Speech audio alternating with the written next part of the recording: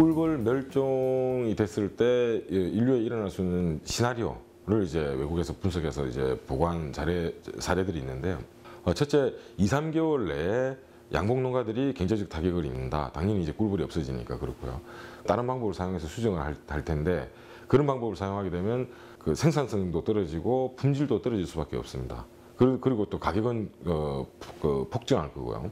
그러면 이제 사회적 문제인 빈익빈 부익부 현상이 발생할 거다. 사회적 격차로 인한 폭동이 발생할 거고 또 한 해 더 지나면 국가 간 전쟁이 식량 정탈 전쟁이 일어나서 결국 인류가 생존하기 어려울 거다라고 이제 그렇게 분석을 해놓은 사례들도 있습니다. 이렇게 집단으로 벌이 사라진 건 우리나라가 처음이 아닙니다. 2006년 미국에서 먼저 보고가 되었는데요.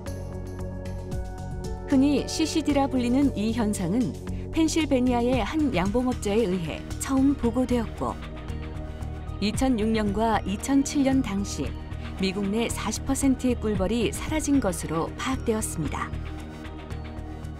그런데 미국은 왜 그렇게 40% 꿀벌이 사라지는 게 문제시화되고 거기에 대한 심각성을 느꼈냐면 미국은 농업 대국이기 때문에 그래요.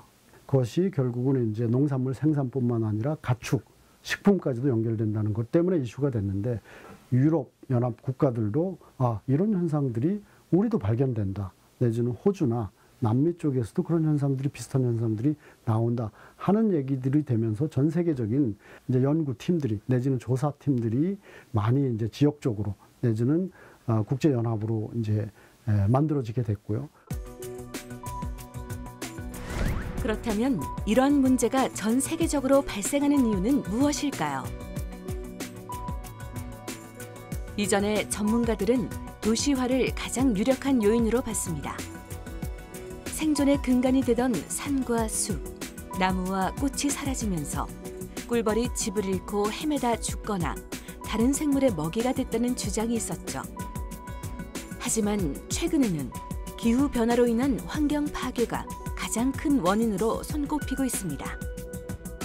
과학자들은 꿀벌 집단 붕괴 현상의 원인을 지구온난화와 살충제 문제, 이동 양봉 등 여러 가지 요인들이 복합적으로 작용해 꿀벌에게 스트레스를 줬고 그것이 집단 면역 체계를 약화시켰을 거라 해석하고 있습니다. 저희 농촌진흥청에서 분석한 바에 의하면 한 가지만 작용해서 그런 것이 아니고 여러 가지 이유가 복합적으로 작용해서 그렇다고 볼 수 있는데요.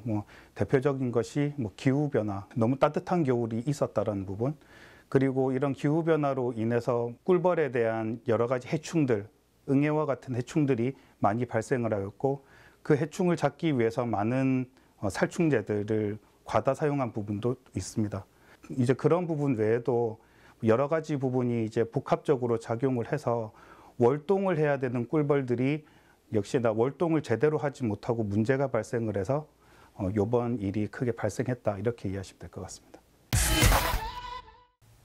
최근에 남극과 북극에 관련된 뉴스가 뭐가 있나 이렇게 봤더니 그린란드가 거의 섭씨 16도까지 올라갔고 빙하가 녹아서 맨땅이 드러난다는 거예요.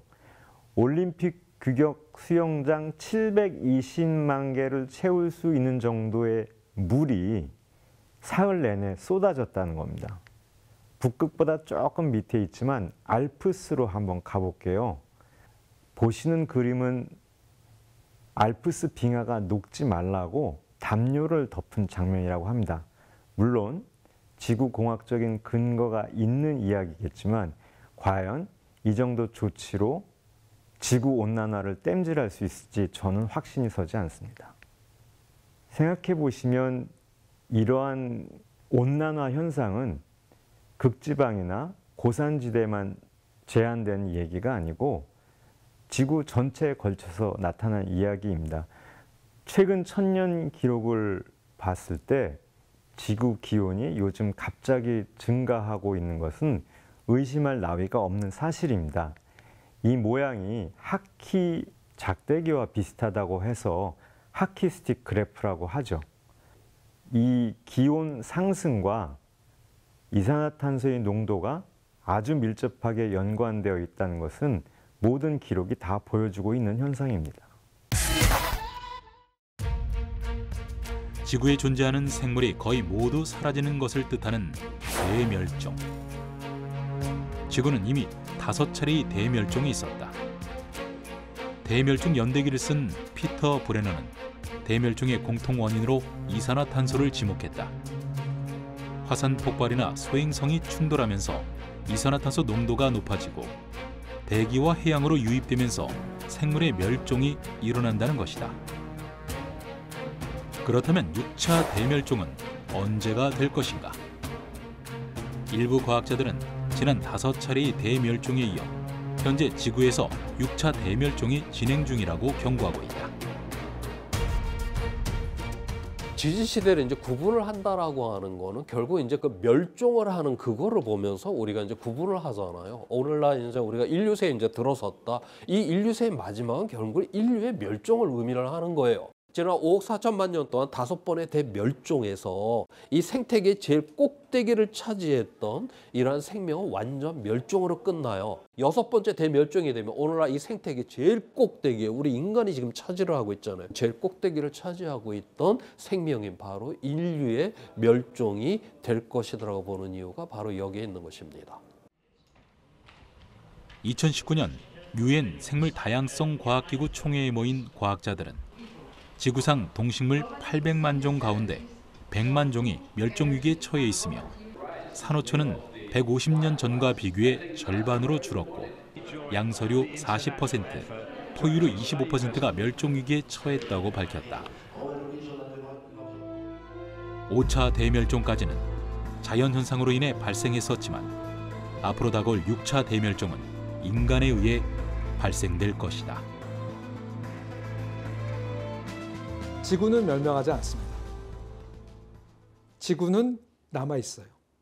지구 위에 있는 여러 가지 그 존재들이 멸망하는 거죠. 인류를 비롯해서 많은 생명종이 사라지게 되면은 지구라는 그 행성 자체가 다른 성격의 그 행성이 된다는 거죠.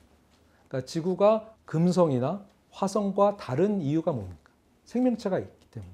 생명체가 있기 때문에 이산화탄소가 가득 차 있는 그런 행성이 아니라 산소도 있고 다른 어떤